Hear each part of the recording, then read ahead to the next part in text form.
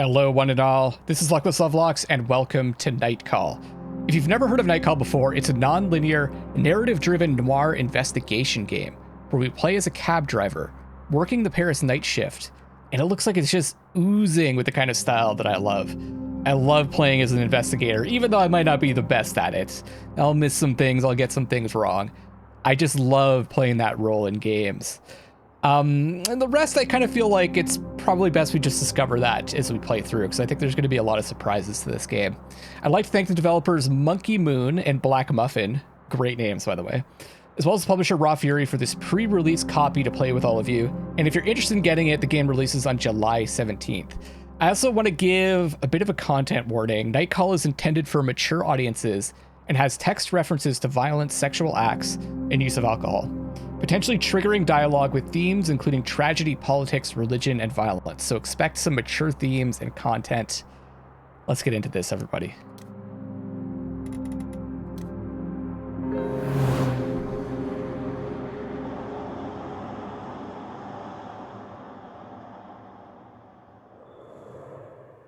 Choose the investigation. Interesting. I didn't expect this. I expected there to be just a story to play through. So we've got the judge. Victims have all something in common and the motive seems clear. But which suspect could have done it? Balanced case, perfect for a first run. Well, this is our first run, so seems like the ideal choice. But let's take a look at the rest. The Angel of Death, random victims, unknown motive, weird case. Slightly more difficult than the others. The Sandman. The victims may feel random at first, but there's a connection. Yet the motives might be hard to find. Dark and twisted case. I gotta say, that sounds like the most intriguing one.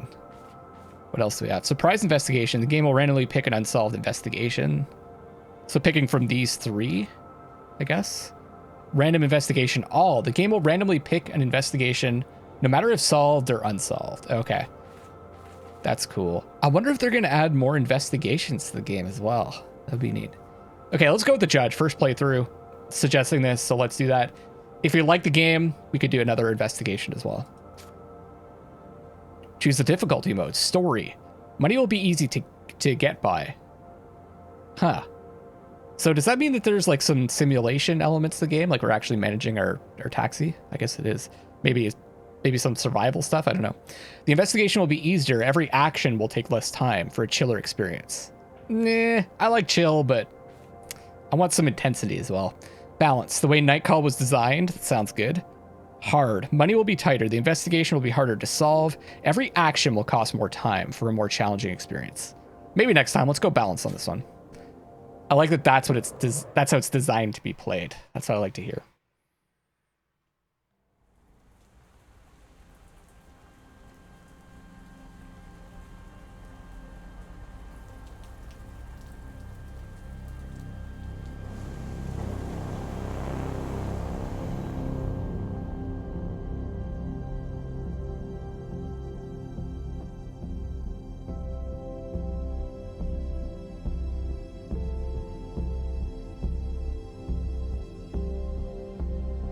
It's 1178. What?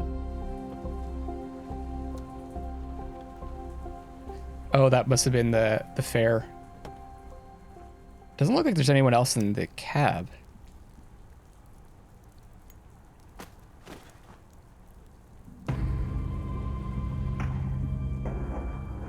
Is that a person or is that there's someone behind us?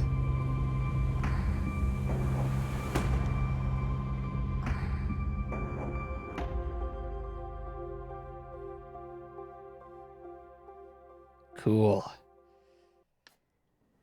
The doctor. Here.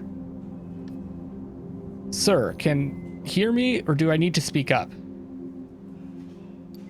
Yes, speak up. You're fine. I'm not sure I understand. It's weird that this is checked. Wonder what that means. I'm not sure I understand. I guess that's, to be honest, I'm not sure I understand. We couldn't make out exactly what they were saying. I just want you to be comfortable. You can always change your mind. The voice is female, husky, and worn. You find it deeply comforting. Do you want me to speak in a normal, medium, or loud voice? Guess it's fine. Like, oh, I wonder if this is like the text size. I think this is good. It's fine like that. She takes a deep breath. Sir, you just spent 2 weeks in a coma. The word bounces around your head. You need a moment to understand its meaning. Coma. The word scratches along your throat. Yes, you were the victim of an assault. The word resonates in your head. Victim. You are aware a serial killer is currently on the loose in Paris. Do you feel the contents of your stomach crawling up your throat? The judge, as the police call the killer, assaulted you. The bullet touched your liver and, in most circumstances, it would have been fatal. We chose to put you in an induced... Her voice becomes more distant, fades. You taste bile at the back of your mouth. Your head is burning. You hear a whistle in one ear. Your fingers move to your wound. Underneath the bandages, you can feel hard skin. It's incredibly painful. Did they? I'm sorry? Did they catch the judge? No. What about my passenger? What about the cops? Say nothing. What about my passenger? I guess we had just dropped someone off because I didn't see anyone in the cab. That would make sense. That's why it showed our fare. What about my passenger? He was dead before you even got out of your cab. The doctor is silent for a second, a very awkward second. She hesitates. The police would like to see you as soon as possible, to ask you some questions. After all, you're the only one who survived the judge. The voice in the hallway attracts your attention. You try to turn your head to no avail. You need to rest. She leaves the room. Her voice resonates in the hallway. I don't care he's the only witness. He's... Another female voice joins in, a strong, authoritarian voice. You can't clearly make up what she's saying. A strange feeling washes over you. It's not pain. It's not fatigue. Some odd combination of the two. Before being in this hospital room, you'd never realized that anger was made up of a combination of pain and exhaustion. Anger. A feeling you know all too well. Days go by, and a month later,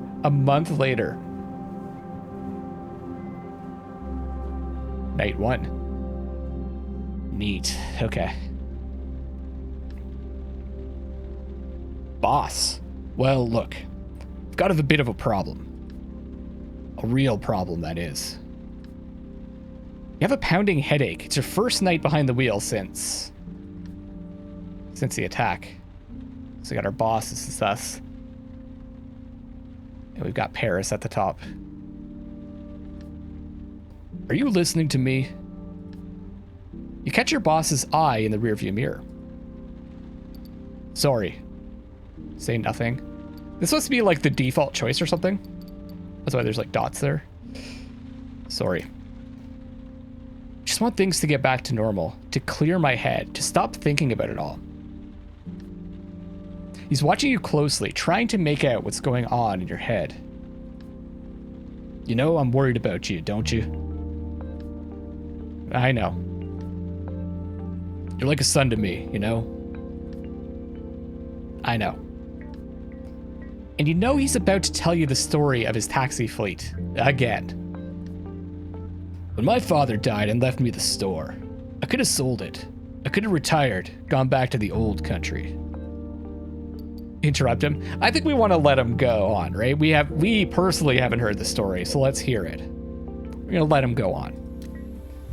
But I decided to start a cab fleet with the money he left me, to hire the guys from the neighborhood. And that's why I've got 45 guys like you working for me. His hands flutter in the air. Though none of them are any match for you. He smiles. His voice suddenly takes on a serious note. Do you want me to go over everything again? He points to the equipment on the dashboard, the meter, the GPS. You haven't been in a taxi for weeks. Maybe you do need a little refresher. Good idea. No, I'm fine. Don't bother. I think it's probably a good idea because we've actually never been in this cab ourselves. Right then. Well, first the map. You spot potential customers and try to guess where they'll be going. Then you decide. Spot potential customers. Okay, so we like lead them. Then you decide. When a customer orders a taxi, if there's no one else around, you have to go pick them up. He shrugs. That's the way it goes. It's business. Yeah, no problem. The other fares. You look at the map and decide whether or not you want to take them. And then you drive. He flashes a quick mechanical smile. You know it well. When he talks about work, he talks about work. And that's all. When your shift is over, we do the numbers and... His voice trails off as if searching for the right words. And that's all. It's pretty simple. There's no reason why you can't do it. Oh, right. No overtime. We're in France here, and there are rules, regulations. You might not see it that way, but no one likes having a driver who hasn't slept for 24 hours. He looks away. Something's been bothering him since he got into the cab. Anyhow, you know the ropes. You get it. I know you're going to do a good job. So you can question him or just say nothing? I think we need to question him. Something's up with him. What's the matter? Your boss keeps quiet for a while, as if he's hesitant to speak, and then... I don't think it's a good idea. You shouldn't be driving. The murderer is still out there, and we think he's going to come back for you. We, or he doesn't know who I am, maybe. Yeah, what do you mean, we? Your colleagues.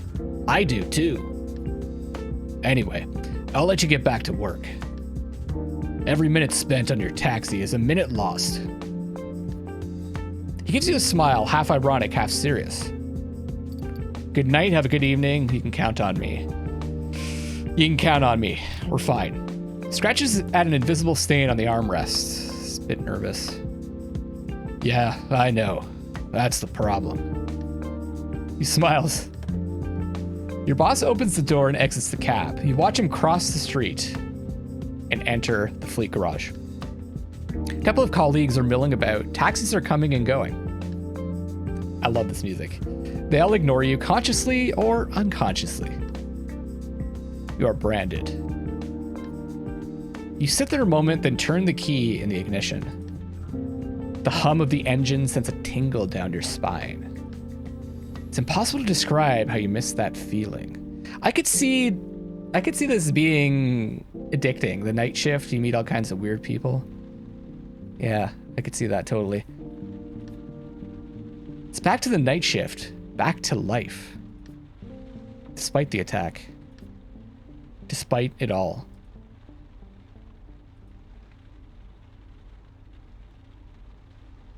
So we're on the map. So some of them are big pictures, some of them are small. What do we have up here? So it's 2200, so 10 p.m. 327 it's euros, right? Okay, let's go to this close one.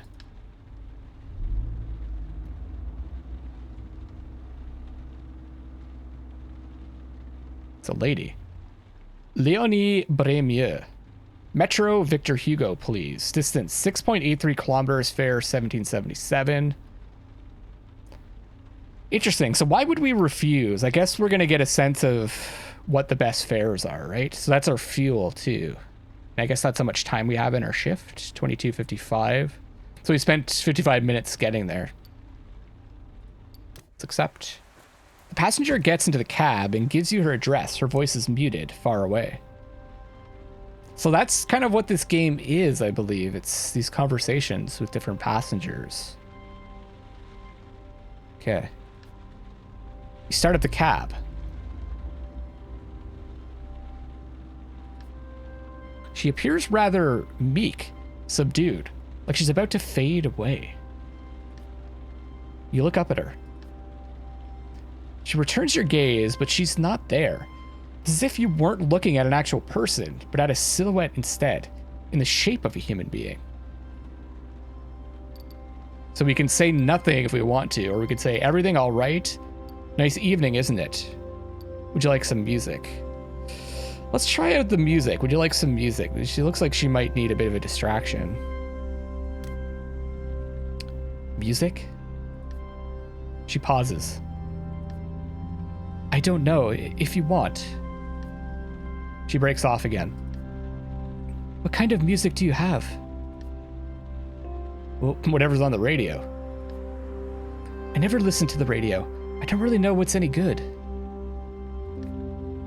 Maybe... She seems to be weighing her options. Classical, jazz, rock, African. She seems like classical or jazz. Let's try some jazz. Passenger looks at you for a moment or two, clearly surprised. Jazz. She hesitates, thinks it over, and nods at last. You press the search button for a jazz station and eventually find one. A droning trumpet getting all worked up, accompanied by drums and a bass. You've never really understood jazz. It's funny.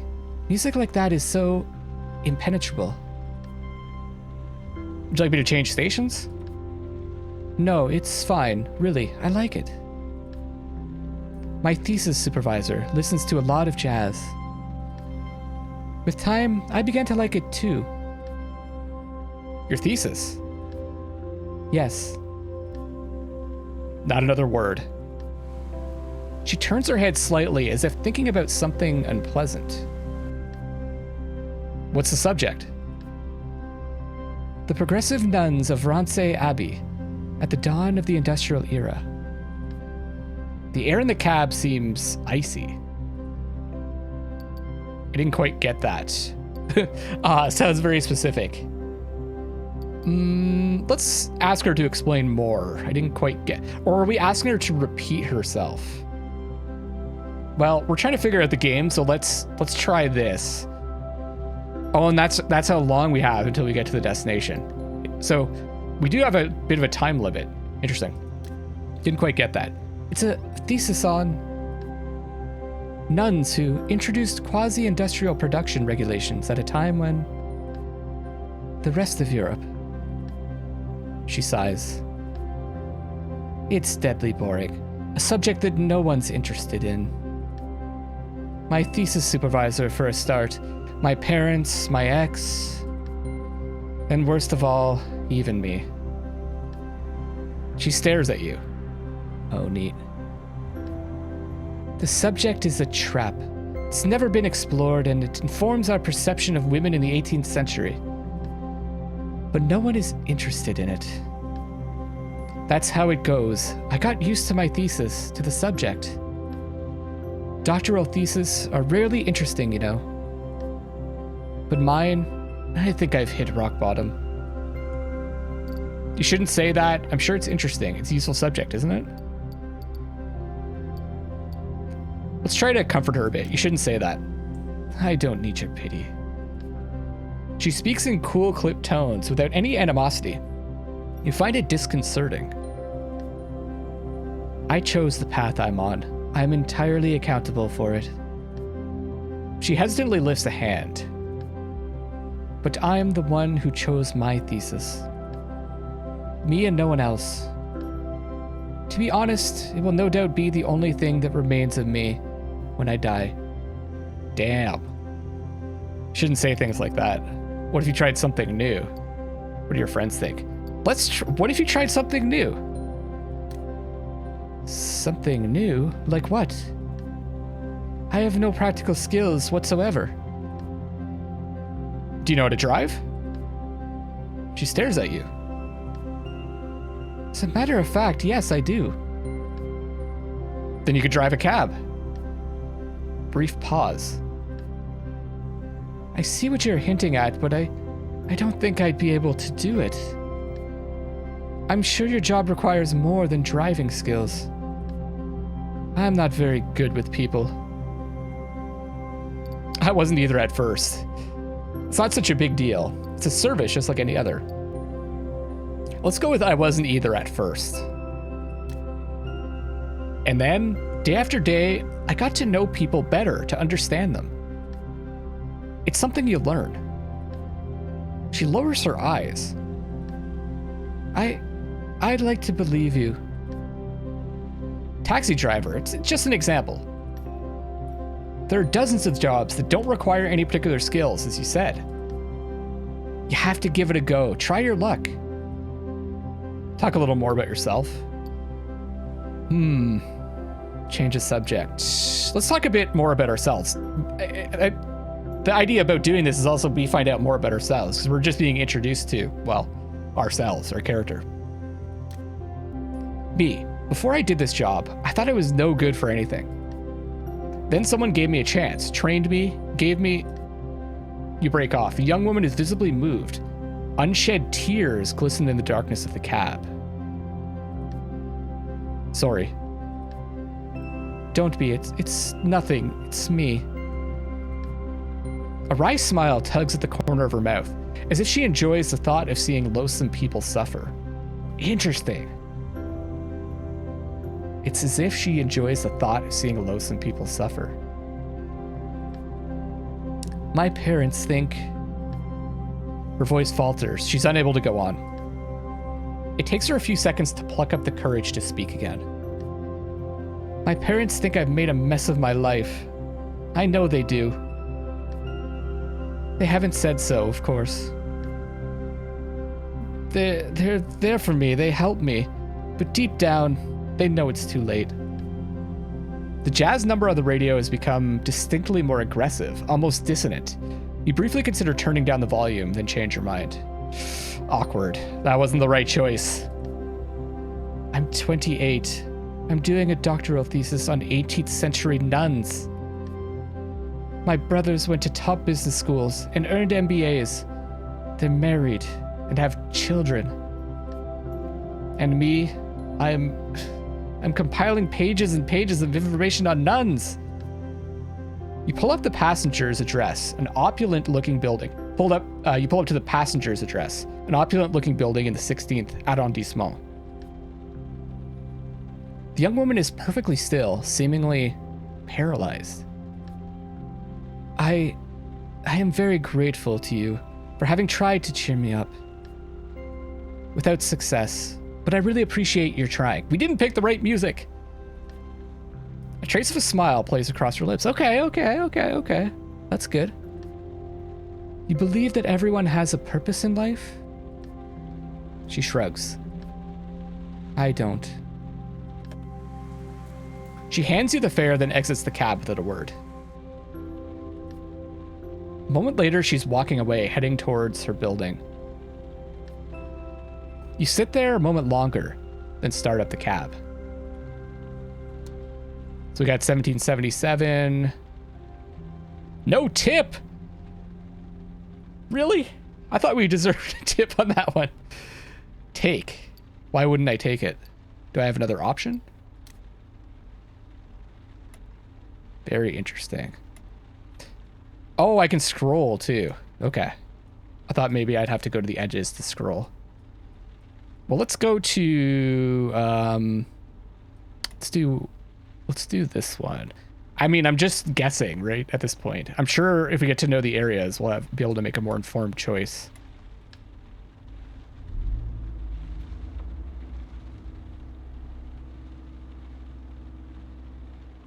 François de la Nerie. Town. Distance 3.17 kilometers, 825. Let's accept. You immediately recognize the next passenger getting in your taxi. Oh, that's a pen. Okay. You never watch television, rarely listen to radio. You don't need the newspaper, and yet you know François de la Nerie's face. Polemicist. Sorry, that's not a word that don't think I've ever pronounced before. Novelist, columnist, politician too, you think. Your passenger distractedly gives you his address. You start driving. Francois says, "Are you bothered by all of these protest marches?" This question washes over you. You forgot that during the day, people were holding protests. I work nights. He doesn't know how to follow up. A moment goes by before he yelps. See? There's not much chance they'd come to protest at 3 a.m., eh? It's not really surprising, actually. They want to make change, but only when it's convenient. Not during vacations, not on weekends, not at night. They make fun of us in other countries. France, the land of strikes, the land of protest marches. This country is filled with jackasses, slackers, and simpletons. But they protest nonetheless. I know what you mean, but they protest nonetheless. I like that answer. What do you mean by that? I mean, they take the bus or the train specifically to protest. Well, yes, they certainly do like to protest. But actually, most of the people on strike just stay at home and don't work.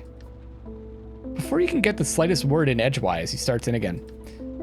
Take the United States, for example. They have no right to strike. It's do or die.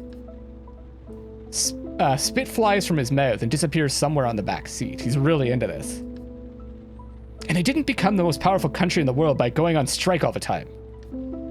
He snickers. His notebook appears in his hand. He begins to write. Strike, protest, unrest. Well, businessmen and manufacturers are working around the clock. French people should be ashamed. Take a look in the mirror and decide to change, to do something. They expect too much from life. They want to have their cake and eat it too, and bite off more than they can chew. He catches his breath. Froth begins to form at the corners of his mouth. This guy's got to calm down. And meanwhile, the world keeps turning. While the strikers twiddle their thumbs, workers are working. No, struggling to get the job done. That's better. Idiotic protest marches. The Frenchest thing and the stupidest. We have to look the masses in the eye and say, you do not own the streets. You shall not wield them like weapons. He suddenly raises his eyes and looks at you. They are unfocused and his complexion deathly pale. Are you okay? Your passenger's gaze wanders somewhere beyond the windshield. I just remember that I once marched. It just came back to me like an old childhood memory. I could see it clearly, from Versailles to Paris. I can picture the banners, the songs, and the people's faces. There were so many of us. We got up at dawn, thousands of us, and we marched toward the capital. A pure and wholesome voices rose up. His voice shakes a bit. What were you marching for? So protesting is okay then? His forehead pitches forward as if his head were too heavy. We weren't being heard. We weren't being respected. Perhaps you're right. A single finger interrupts the conversation. But we didn't go on strike. We didn't bother anyone with our banners or our gatherings. And yet, we still won. He sighs contentedly as you pull the taxi up along the sidewalk. Those were the days. It was a great time. The left was running the country. He leans in towards you like he's about to tell you a secret with a smirk on his face. He's going to tell us that he's the killer. And I mean the real left, eh? He pays and gets out of the car. You can hear him talking to himself as he walks towards the front door of his building. What a lovely night. Good luck to you tomorrow with all these protest marches. It's going to be a messy one. He's gone before you have the time to remind him you only work nights. Very self-absorbed. You notice a newspaper on the back seat. Your last passenger must have left it behind, or the one before. You grab it and put it away. Could come in handy. You start driving. So 8:25, once again, no tip. No one is tipping us, ladies and gentlemen, and I'm very disappointed.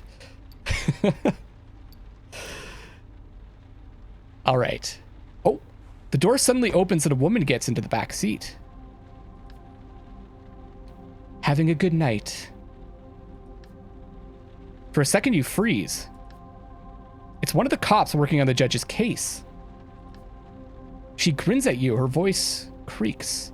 You remember seeing her at the hospital. Something already bothered you about her there. You know, it's actually pretty crazy. For weeks, I've been saying to myself, there's something off about you. Something not so nice. I dug around, mulled it over, bugged all my fellow cops about it because I was sure you lied to us. I didn't lie. I don't know what we told her, so let's let her keep going. She has a cold sneer on her face.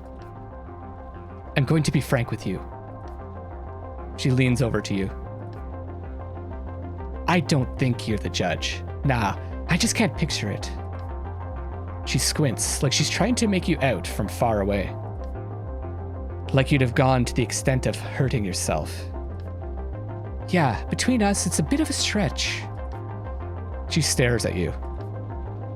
But not enough of a stretch for my chief to stop going on and on about you. Seriously, he talks about you all the time. If I didn't know better, I think he had a crush on you. She smirks.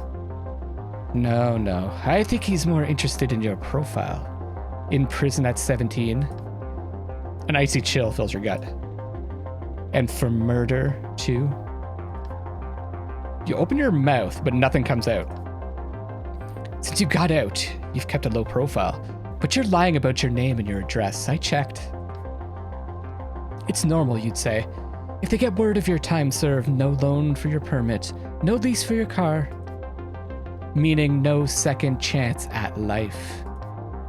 Her voice becomes softer, almost warm. I personally like guys who want a second chance. No, I like guys who fight for a second chance. Basically, I like guys who are willing to work for me. She leans forward, her shining cat-like eyes narrowing. My chief wants to go to the prosecutor with a first and last name, with evidence. Actually, knowing him, he's not so hot on evidence. So, I'll give you info, victims, suspects, medical reports, some photos that are a bit...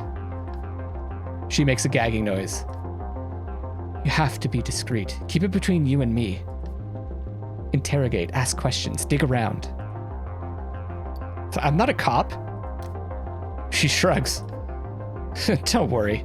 You're already keener than half the squad.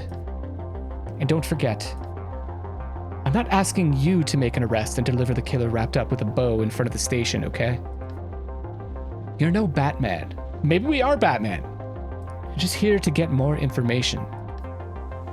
She rummages around in her pocket for what seems like forever. Here, take my card. I'll call you in 3-4 days just to check in. We'll chat. And I'll let you know if I have any new info. She takes on a didactic, paternalistic tone, like she was giving you a list of recommendations for the 100th time. A paternalistic tone. Don't get caught. Don't get arrested. Also, I wouldn't recommend trying to leave Paris. I know what you look like, and I know who your friends are. You can either be the solution or the problem, my friend. She takes a minute to scan your face, your emotions.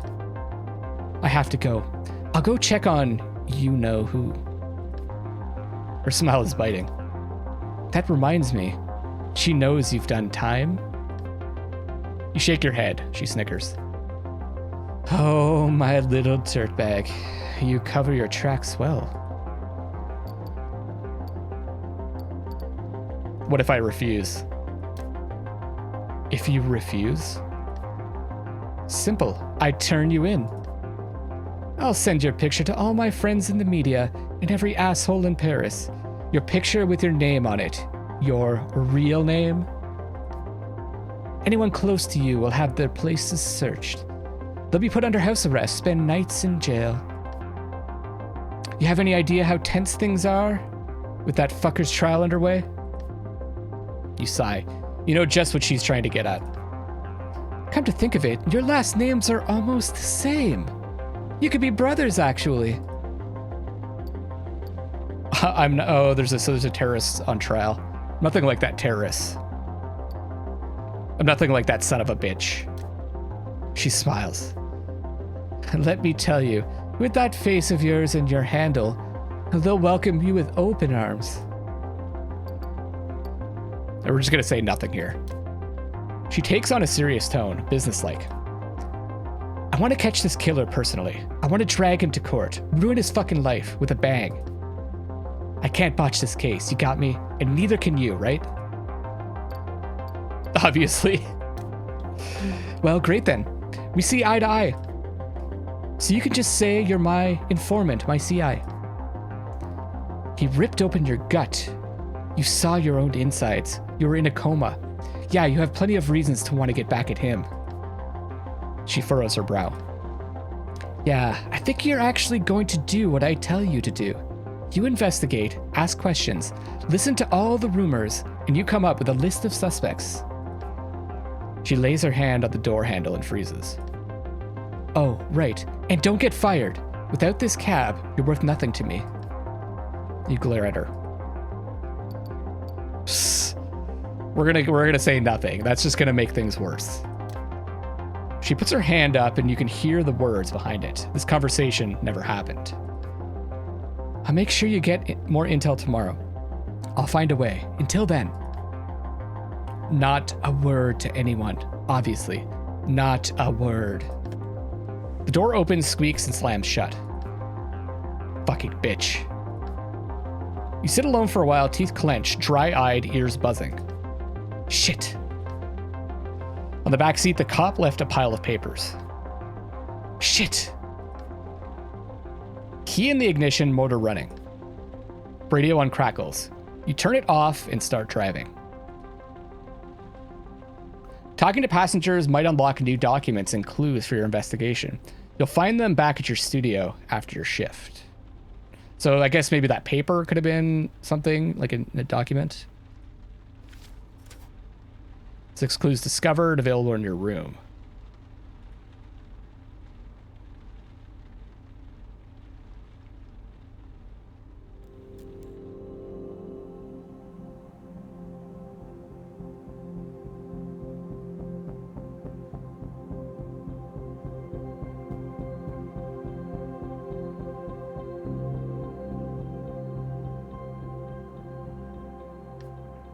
You take a second to enjoy the silence of your studio apartment. Outside, the city is slowly waking up. You can still hear the hum of the taxi buzzing in your ears. You throw the files, is it Busset or Busset? I guess it would be Busset, gave you on the table. On the wall, you hung up the big corkboard where you used to pin up photos of your nephews. They've been gone since you got out of. Your plan is simple. Jot down all the pieces of evidence and connect them to the suspects. The guilty party won't necessarily be the one with the most evidence against them, but the one with the most compelling evidence against them. It's like you're building a story about each suspect. Trying to understand their motives. Understand how he or she got into this situation. You're suddenly overcome with the desire to sleep. You close your eyes, press your fingers to your eyelids, and let out a yawn. It's time to get moving on your investigation. Cool. I'm going to wrap up this first episode here, everybody. If you did enjoy it, don't forget to like and subscribe, like the video and subscribe to the channel. I only ask on the first and last video of a series because it really helps new people to find the channel, and I truly appreciate it if you do. I hope you enjoyed this. This is really cool. I hope you liked my pseudo voice acting. When the mood strikes me, I like to do some light voice acting. So we'll see if I can keep it up throughout the series. Thank you so much for watching. This is Luckless LoveLinks signing off for now on Night Call. I'll see you on the next one, and I love you all.